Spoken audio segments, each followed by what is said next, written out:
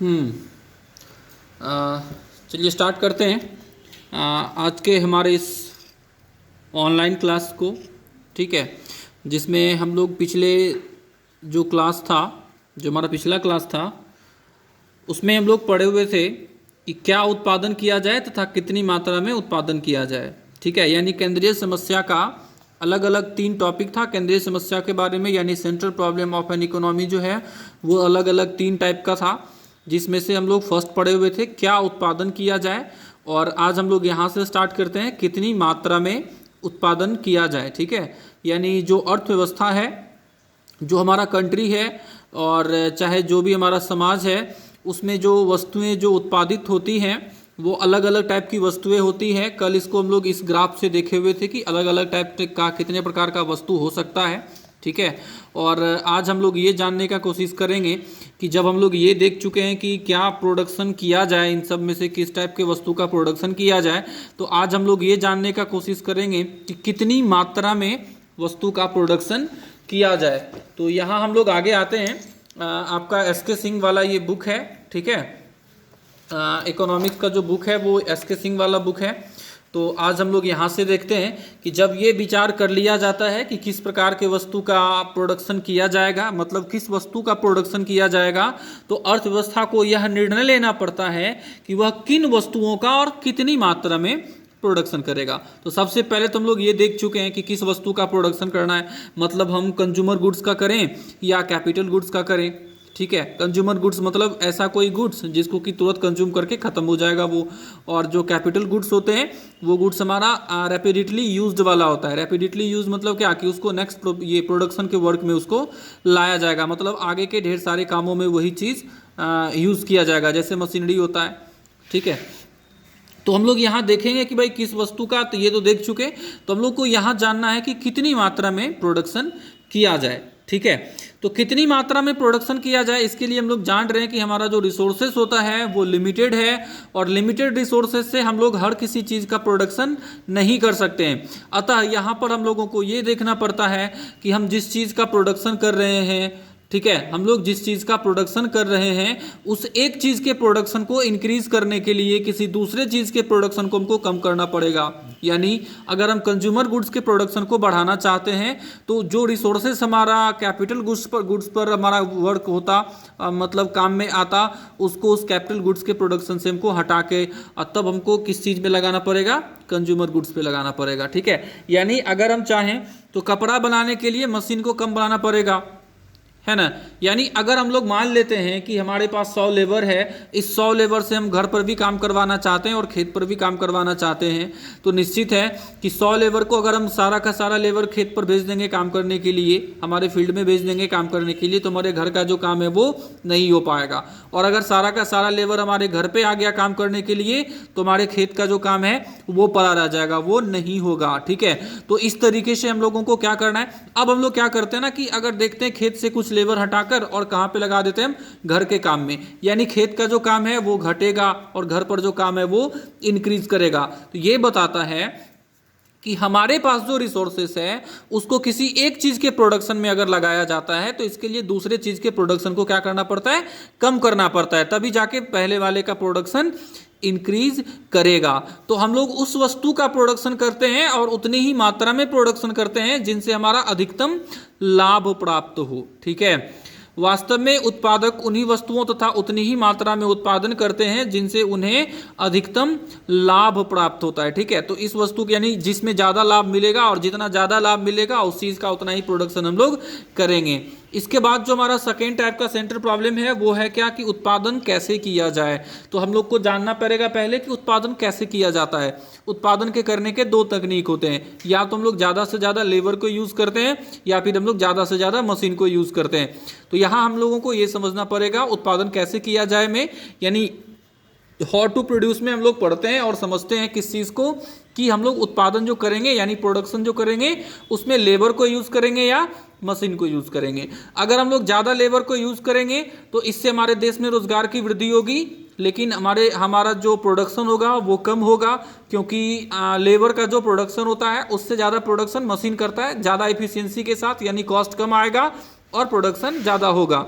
यानी अगर labour intensive technique को हम लेंगे तो इसमें क्या हो जाएगा, हमारा जो कॉस्ट आएगा वो ज़्यादा होगा, लेकिन रोजगार जो है वो भी ज़्यादा बढ़ेगा, ठीक है, देश में। इसके बाद वाला होता है पूंजी प्रधान तकनीक यानी कैपिटल इंटेंसिव टेक्निक। इस वाले में लेबर के प्लेस पर हम लोग मशीन को यूज़ करते हैं। मशीन के यूज़ करने से हमारा जो प्रोडक्शन होगा वो इंक्रीज होगा, लेकिन देश में रोजगार की कमी होगी। जैसा कि अभी हम लोग देख रहे हैं, जितना ज़्यादा मशीन यूज़ होगा प्रोडक्शन का, उतना ज़्यादा प्रोडक्शन बढ़ेगा, एफिशिएंसी बढ़ेगा, कम रेट में आएगा वो सामान, लेकिन इसी से क्या हो जाएगा कि हमारा जो रोजगार है वो धीरे धीरे खत्म होगा मशीन के यूज़ के कारण, ठीक है। अब इसके बाद है उत्पादन किसके लिए किया जाए, ये हमारा थर्ड होता है कि उत्पादन किसके लिए किया जाए, ठीक है। सबसे पहले हम लोग क्या सब देख चुके हैं कि क्या प्रोडक्शन किया जाए, कितना प्रोडक्शन किया जाए और कैसे प्रोडक्शन किया जाए, ये तीन चीज हम लोग देख चुके हैं। अब इसके बाद वाला जो सेंट्रल प्रॉब्लम है वो क्या है कि उत्पादन किसके लिए किया जाए। तो हम लोग इसमें पढ़ते हैं ना कि उत्पादन का जो वितरण है वो कैसे किया जाएगा, मतलब किसके लिए हम लोग करेंगे। तो इसके लिए आता है कि हम लोग दो पहलू लेते हैं इसको, प्रॉब्लम ऑफ डिस्ट्रीब्यूशन को। दो पहलू, इसका दो डायमेंशन है। दो डायमेंशन क्या सब है, पहला है पर्सनल डायमेंशन यानी पर्सनल डिस्ट्रीब्यूशन, और दूसरा वाला है फंक्शनल डिस्ट्रीब्यूशन। क्या बताया इसमें कि आय वितरण की असमानता की समस्या से संबंधित, और दूसरा वाला है आय वितरण की असमानता की समस्या से संबंधित नहीं। तो यहाँ हम लोग आते हैं, प्रथम पहलू का संबंध देखते हैं। यहाँ पर क्या है कि प्रथम पहलू का संबंध व्यक्तिगत वितरण यानी पर्सनल डिस्ट्रीब्यूशन से है। इसका अभिप्राय है उत्पादन का समाज के विभिन्न व्यक्तियों तथा परिवारों में किस प्रकार वितरण किया जाए। इसका संबंध आय के वितरण की असमानता की समस्या से भी है। अब हम लोग अगर देखेंगे तो यहाँ पर देखा जाता है कि जो प्रोडक्शन है, ठीक है, जो प्रोडक्शन होता है, यही आदमी का जो इनकम होता है वो तीन अलग अलग लेवल का होता है। एक होता है बहुत ज़्यादा अमीर आदमी, एक होता है गरीब आदमी, एक होता है मिडिल वाला, ठीक है, यानी बीच में, ना तो ज़्यादा बहुत ज़्यादा अमीर है ना बहुत ज़्यादा गरीब है। तो यहाँ पर देखा जाएगा, ठीक है, कि किसके लिए प्रोडक्शन किया जाए, किसके लिए प्रोडक्शन किया जाए, मतलब हम फैन बनाएं, कूलर बनाएं या हम एसी बनाएं। तो अगर हम फैन बनाएंगे तो ये सबके लिए होगा, अगर हम कूलर बना रहे हैं तो मिडिल पर्सन के लिए इसमें आ जाएगा, और अगर हम एसी बना रहे हैं तो इसका मतलब है कि इसमें जो हाई लेवल यानी ज़्यादा इनकम वाला, जिसका ज़्यादा इनकम है, ये उसके लिए हो रहा है। तो यानी इनकम को यहाँ पर ध्यान में रखा जाता है, ठीक है, इसमें फर्स्ट वाले में पर्सनल डिस्ट्रीब्यूशन में। इसके बाद वाला है वितरण की समस्या का दूसरा पहलू कार्यात्मक वितरण यानी पर्सनल डिस्ट्रीब्यूशन से है। इसका संबंध ज्ञात करने से है कि उत्पादन के विभिन्न साधनों अर्थात भूमि, श्रम, पूंजी तथा उद्यम में उत्पादन का बंटवारा कैसे हो। इसका संबंध आय के वितरण की समानता से नहीं है, असमानता से नहीं है। हम लोग जान रहे हैं कि आय के वितरण के असमानता के कारण ही समाज में गरीब, अमीर और मिडिल वाले आदमी होते हैं, ठीक है।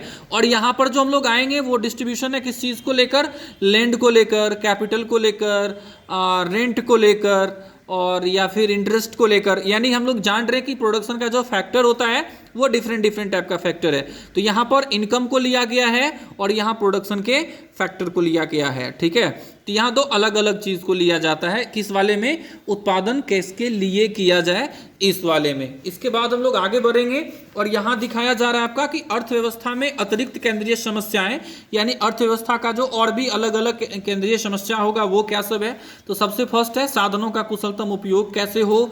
तो साधनों का कुशलतम अगर हम लोग उपयोग करेंगे तो निश्चित है कि इससे हमारा जो प्रोडक्शन होगा वो तो इंक्रीज करेगा ही करेगा, साथ ही साथ हमारा इफिशियंसी जो है वो भी होता है। इफिशियंसी मतलब यहाँ पे मितव्ययिता आएगा, यानी कम कॉस्ट पे हमारा ज़्यादा से ज़्यादा ये क्या बोलते हैं उसको, प्रोडक्शन हो पाएगा, ठीक है। यानी इसका ऑप्टिमम यूटिलाइजेशन यानी विदोहन जो है वो सुनिश्चित करना, ठीक है। और हम लोग जान रहे हैं कि हमारा जो साधन है वो सीमित है, तो इसका जितना ज़्यादा प्रयोग करेंगे वो चीज़ उतना ही ज़्यादा घटता चला जाएगा। तो इस वजह से हम लोगों को इसके विदोहन के साथ साथ नया जो साधन है उसका भी विकास पर ध्यान देना पड़ेगा। वो चीज़ हमारा किस चीज़ में आ जा रहा है, आर्थिक विकास हो, यानी how to achieve economic growth. प्रत्येक अर्थव्यवस्था अपने उत्पादन स्तर में वृद्धि करके आर्थिक विकास को प्रोत्साहित करना चाहती है। यानी हम लोग क्या करते हैं, ज़्यादा से ज़्यादा क्या करके उत्पादन करके हम लोग आर्थिक विकास को प्रोत्साहित करना यानी मोटिवेट करते हैं, यानी ज़्यादा बढ़ाते हैं। देश की उत्पादन क्षमता को बढ़ाना अर्थव्यवस्था की एक प्रमुख समस्या है। यानी अर्थव्यवस्था का एक प्रमुख समस्या क्या है, देश की उत्पादन क्षमता को बढ़ाना इसके अलावा सीमित संसाधनों के लगातार प्रयोग से साधन और भी सीमित होते चले जाते हैं। इसलिए आवश्यक है साधनों का भी लगातार उत्पादन और विकास किया जाए तथा वैकल्पिक साधनों की भी खोज की जाए ताकि अर्थव्यवस्था में उत्पादन स्तर को बढ़ाकर आर्थिक विकास किए जाए। इस चीज़ को पहले ही आपको बताया कि आर्थिक विकास मतलब यहाँ पर साधन का विकास होगा, यानी हम लोग जान रहे हैं कि ज़्यादा से ज़्यादा प्रोडक्शन होगा तो देश में का आर्थिक समस्या जो हो वो तो दूर होगा। ठीक है, यानी हमारा उत्पादन क्षमता मजबूत होगा तो निश्चित है कि हमारा जो अर्थव्यवस्था है वो आगे बढ़ेगा, हमारा जो समस्या है वो खत्म होगा।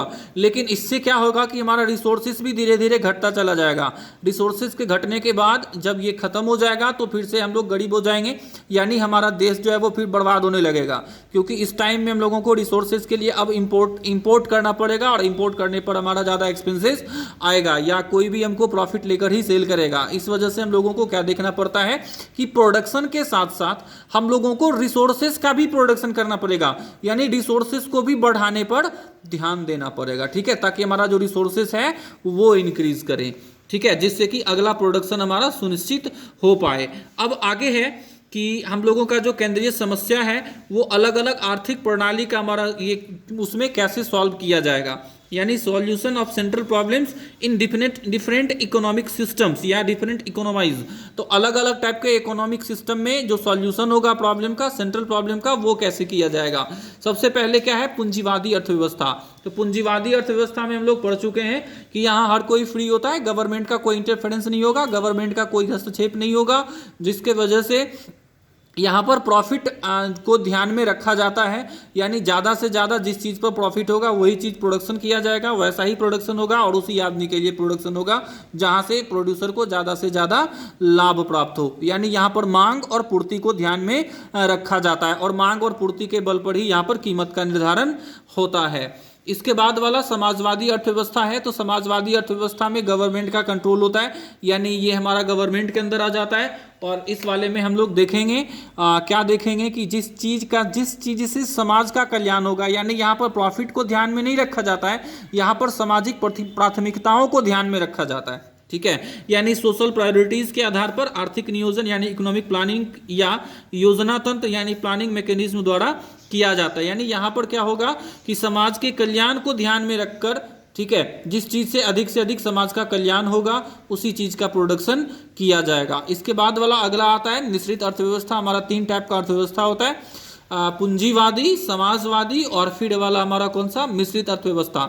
यानी इसमें क्या करेंगे हम लोग, दोनों चीज़ को ध्यान में रखेंगे, समाज के कल्याण के साथ साथ क्या, प्रॉफिट को भी। ठीक है, यहाँ देखते हैं एक मिश्रित अर्थव्यवस्था में कीमत संयंत्र और नियोजन तंत्र दोनों मिलकर केंद्रीय समस्याओं का समाधान करते हैं। यानी कीमत यंत्र का मतलब हो गया मांग और सब ये क्या बोलते हैं उसको, पूर्ति, यानी डिमांड और सप्लाई, और साथ ही साथ हमारा नियोजन तंत्र जिससे हमारा प्राइस फिक्स करता है कौन, गवर्नमेंट। ठीक है, तो ये अलग अलग चीजें हैं। इसके बाद वाला कौन सा है, उत्पादन संभावना वक्र यानी प्रोडक्शन पॉसिबिलिटी कर्व।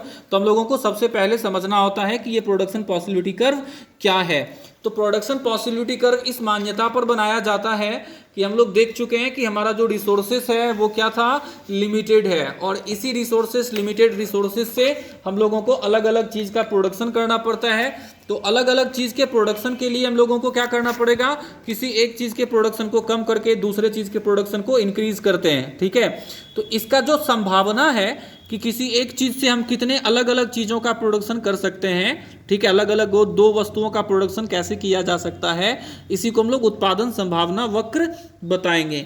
यहाँ पर क्या है कि उत्पादन संभावना वक्र वस्तुओं एवं सेवाओं के ऐसे सभी संभव संयोगों को प्रदर्शित करता है जिन्हें अर्थव्यवस्था में उपलब्ध संसाधनों एवं तकनीकी ज्ञान के साथ उत्पादित किया जा सकता है। यानी हमारे पास जो संसाधन है और संसाधन के साथ साथ हमारे पास जो तकनीक है, ठीक है, उस संसाधन और तकनीक से हम कितना प्रोडक्शन कर सकते हैं, यही चीज हमारा क्या होता है, उत्पादन संभावना वक्र। ये अलग अलग टाइप के पॉसिबिलिटी को दिखाता है।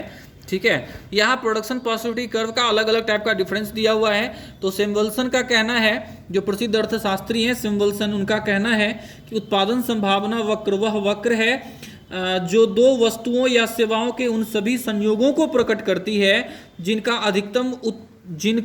अधिकतम उत्पादन एक अर्थव्यवस्था के दिए हुए साधनों तथा तकनीक के द्वारा साधनों के पूर्ण रोजगार की स्थिति में संभव होता है। यानी हम अलग अलग वस्तुओं का जो प्रोडक्शन करेंगे, वस्तु और सेवा का जो प्रोडक्शन करेंगे, उसके संयोगों को प्रकट करती है। संयोग मतलब क्या हो गया कि मान के चलते हैं कि हमारे पास 10 रुपए है, 10 रुपए से हम 2 किलो आलू भी ले सकते हैं और 1 किलो प्याज भी ले सकते हैं, ये एक पॉसिबिलिटी हुआ, ठीक है। फिर इसी 10 रुपए से हम अगर 2 किलो प्याज लेते हैं तो इसका मतलब है कि उसके जगह पे 1 किलो आलू ले सकते हैं। तो इस तरीके से ये अलग अलग टाइप का हमारा प्रोडक्शन ये अलग अलग टाइप का हमारा पॉसिबिलिटी हुआ, ठीक है। तो इसी सब पॉसिबिलिटी को जब प्रोडक्शन के बेस पर दिखाया जाता है तो इसको हम लोग प्रोडक्शन पॉसिबिलिटी कर्व बोलते हैं, ठीक है। यानी प्रोडक्शन पॉसिबिलिटी वक्र या कर्व बोलेंगे, ठीक है। यानी ग्राफिक प्रेजेंटेशन जब होगा इसका तो इसको प्रोडक्शन पॉसिबिलिटी कर्व बोलेंगे। अब है कि उत्पादन संभावना वक्र का अलग अलग टाइप का मान्यता होता है, यानी कब काम करता है हमारा प्रोडक्शन पॉसिबिलिटी कर्व, किस केसेस में काम करेगा हमारा प्रोडक्शन पॉसिबिलिटी कर्व, इसको देखना होता है ना। प्रोडक्शन पॉसिबिलिटी कर्व एजम्पशंस क्या सब होना चाहिए जब प्रोडक्शन पॉसिबिलिटी वर्क में काम में आएगा। तो सबसे पहले है कि उत्पादन के साधनों की स्थिर एवं सीमित मात्रा, यानी यहाँ पर प्रोडक्शन पॉसिबिलिटी कर्व तब काम देगा या तब काम में आता है जिस टाइम में हमारा जो साधन हो, ठीक है, वो स्थिर रहे और साथ ही साथ वो सीमित रहे, ठीक है। सीमित रहे मतलब क्या कि इसका जो स्टोर है वो लिमिटेड है, ठीक है। और जो दूसरा वाला है उपलब्ध साधनों का पूर्ण एवं कुशल उपयोग, ये क्या बताएगा कि जो हमारे पास साधन है उसका हम पूरा उपयोग कर रहे हैं, चाहे वो जितना भी है उसका हम पूरा उपयोग कर रहे हैं, बस वो अनलिमिटेड नहीं होना चाहिए, वो लिमिटेड होना चाहिए। इसके बाद है स्थिर तकनीक, यानी यहाँ पर तकनीक में भी तकनीक यानी टेक्नोलॉजी में भी कोई परिवर्तन नहीं होगा।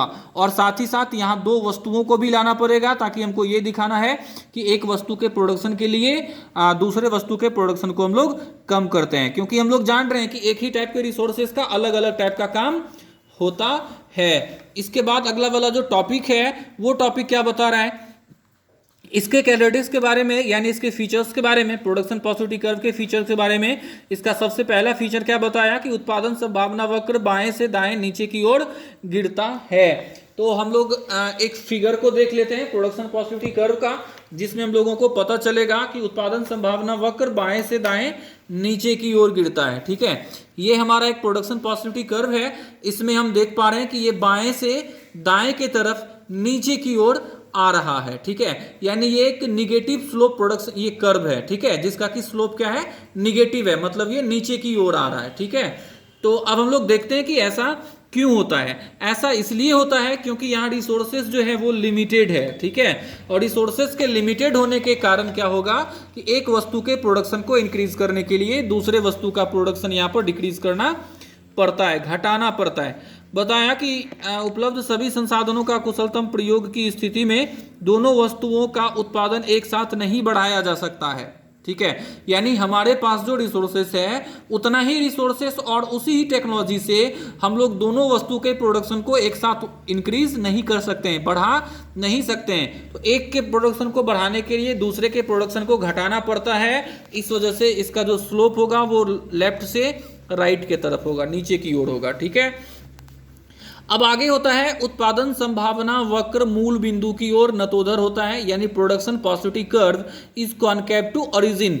ऐसा क्यों होता है, इस चीज को हम लोग यहां पर देखते हैं। बताया गया क्या है कि सभी उत्पादन संभावना वक्र अपने मूल बिंदु की ओर नतोदर होता है। इसका अभिप्राय यह है कि जब हम एक वस्तु का उत्पादन बढ़ाना चाहते हैं तो दूसरी वस्तु वाई के उत्पादन का त्याग करना पड़ता है और x वस्तु की प्रत्येक अतिरिक्त इकाई से y की उत्तरोत्तर इकाई मात्रा का हमें त्याग करना अधिक मात्रा का हमें त्याग करना पड़ेगा, जिसके कारण उत्पादन संभावना वक्र मूल बिंदु की ओर नतोदर हो जाता है। यहाँ नतोदर कहने का मतलब यहाँ पर आपको ये समझना है, कॉन्केव का मतलब होता है ये उठा हुआ, ठीक है। ये हमारा ओरिजिन है और इस ओरिजिन से ये क्या है, उठा हुआ है, ऊपर की तरफ उठा हुआ है। अगर ये नीचे होता, नीचे की ओर धंसा हुआ होता इधर, ठीक है, तो हम लोग इसको क्या बोलते, कॉन्वेक्स बोलते, ठीक है। ये दो टाइप से हो सकता है। अभी ये ऐसा है, ठीक है, अभी ये ऐसा है, ठीक है, यानी उठा हुआ है। और जो दूसरा वाला कॉन्वेक्स वाला होता है वो कुछ ऐसा होता है, वो ऐसा होगा, यानी ये नीचे की ओर ओरिजिन की तरफ नीचे धंसा हुआ है। अभी ये ओरिजिन से ऊपर उठा हुआ है, इस वजह से इसको हम लोग क्या बोलेंगे, कॉनकैव बोलेंगे। ये कॉनकैव होने का रीज़न क्या है, तो रीज़न ये है कि किसी एक वस्तु के प्रोडक्शन को बढ़ाने के लिए, इस वस्तु के प्रोडक्शन को बढ़ाने के लिए इसके प्रोडक्शन को हमको कम करना पड़ रहा है, ठीक है। और जितना ये हमारा ज़्यादा कम होगा और ये हमारा थोड़ा सा बढ़ेगा, यानी इसको थोड़ा बढ़ाने के लिए इसको ज़्यादा कम करना पड़ता है, ठीक है। इस वजह से ये क्या हो जाता है, ऊपर की तरफ निकल आता है।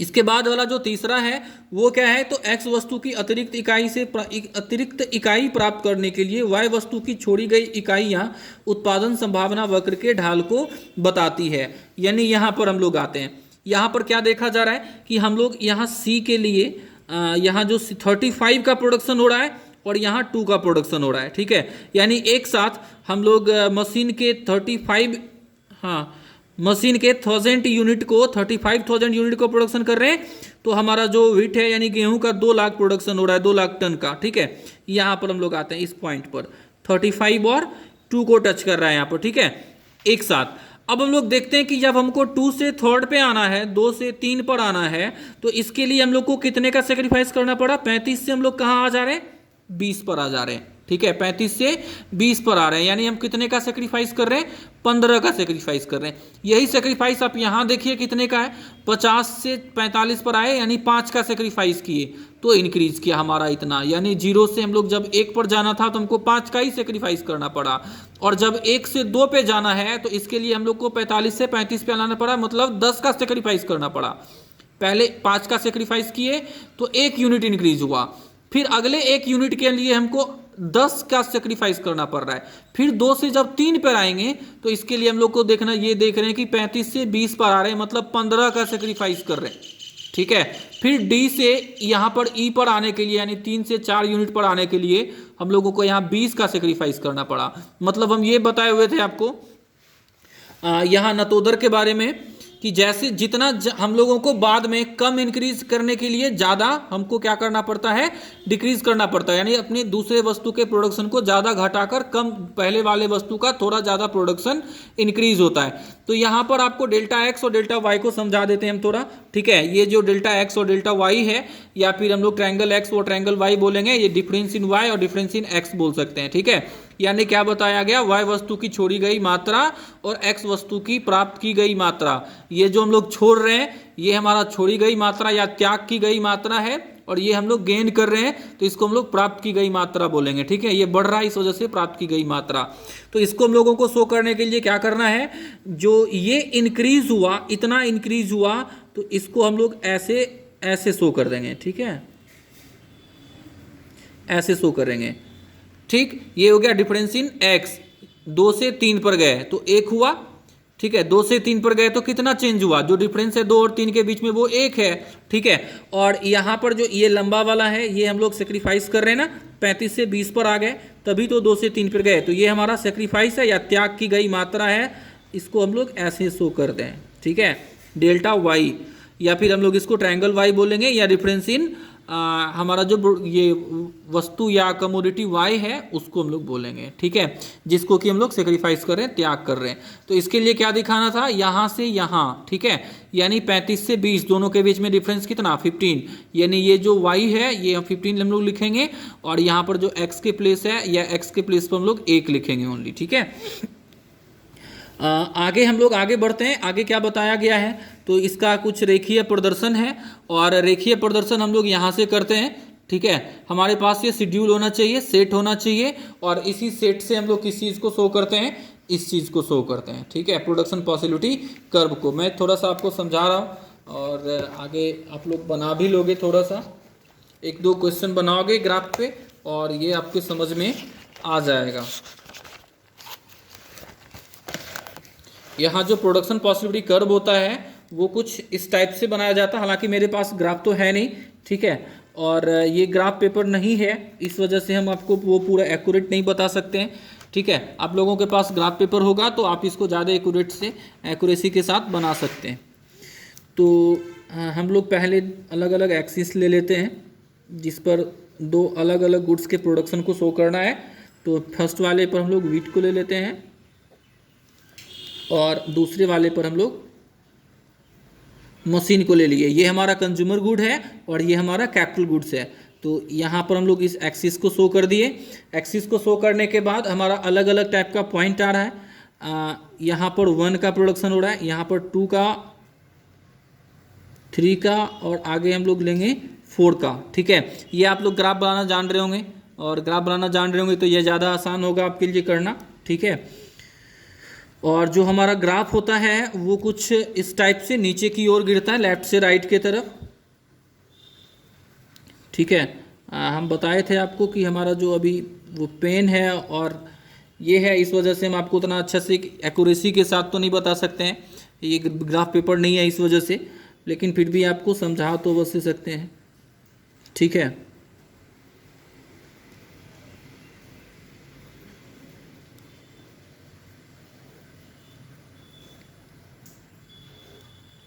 ठीक है, आपको समझ लेना है खाली। यहाँ पर हमारा 2 आ जाएगा और ये तो सही है, ये हमारा 3 है। ठीक है, यानी थर्ड यूनिट अलग अलग। और यहाँ हम लोग जो सेक्रीफाइस कर रहे हैं वो सेक्रीफाइस लगभग 20 का है। यहाँ हम लोग 35 को लेते हैं और यहाँ हम लोग 45 और यहाँ हम लोग 50 को ले लेंगे। ठीक है, ये अलग अलग टाइप का। ये जो हमारा कर्व आया, ये वाला कर्व हमारा क्या है, प्रोडक्शन पॉसिबिलिटी कर्व है, यानी कि पीपी और सी हम लोग इसको बताएंगे। ये अलग अलग पॉइंट है हमारा, ए बी और सी डी और ई। ठीक है, ए बी सी डी से हम इसको नोटिफाई कर दिए हुए हैं। तो ये हमारा 2 अलग अलग, ये हमारा एक्स वाई हो गया, एक्स और वाई हो गया। ठीक है, 2 अलग अलग एक्सिस का नाम। तो इस तरीके से हमारा प्रोडक्शन पॉसिबिलिटी कर्व बनता है। और हम लोग आगे बढ़ते हैं इसके घिसकाव और इसके घुमाव के तरफ, तो ये हम आपको अगले वीडियो में बता देंगे। ठीक है, तो आज के लिए हम लोग इतना ही रहने देते हैं। ठीक है, आज हम लोग इस समझ लिए कि प्रोडक्शन पॉसिबिलिटी कर्व होता है और क्या होता है, और साथ ही साथ प्रोडक्शन पॉसिबिलिटी कर्व को हम लोग कैसे प्रिपेयर करेंगे, कैसे बनाएंगे। कल का जो हमारा वीडियो होगा वो इस चैप्टर का आखिरी वीडियो होगा, और उसमें हम लोग समझ लेंगे कि प्रोडक्शन पॉसिबिलिटी कर्व का क्या शिफ्टिंग है और साथ ही साथ क्या उसका रोटेशन है, मतलब कैसे इसका घिसकाव होता है और साथ ही साथ कैसे इसका घुमाव होता है। ठीक है, तो आज के लिए बस इतना ही।